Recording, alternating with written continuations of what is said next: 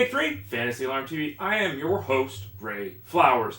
Let's talk Hanley Ramirez, the one-time 30-30 star of the Miami Marlins. He's now with the Red Sox. What does he have to offer in the coming season? The first number is 1.206. Now, it's only been 5 games, but through those 5 games, Hanley Ramirez has looked like the Hanley Ramirez of old with an OPS of over 1,200.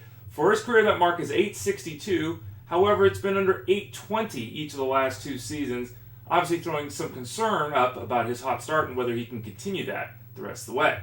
Second number is 3. That's the years in a row in which Hanley Ramirez has been unable to approach and pass 450 at-bats. Not very good. A veteran with talent, a veteran with skills, but a guy who 3 years in a row now hasn't got to the 450 at-bat mark. Very tough to be considered a mixed league option with any level of confidence when you can't stay on the field. And then the final number of the day is 52. It's the number of home runs hit the last 3 years by Hanley Ramirez. Now you hear that and you're like, he's really no good anymore. And while there are concerns about his health, let's look at this a little more in depth. Yes, he only hit 52 home runs the last 3 years, but he wasn't on the field very much. Just mentioned he didn't play enough to have 450 at-bats in any of those 3 seasons. So if we give him 500 at-bats, full season of work, on the low end, if you play full season, you could obviously approach 600 at-bats. But let's give him 500 at-bats the last 3 years. You know how many home runs he would hit per season in that time? At the current pace that he showed the last 3 years? 23.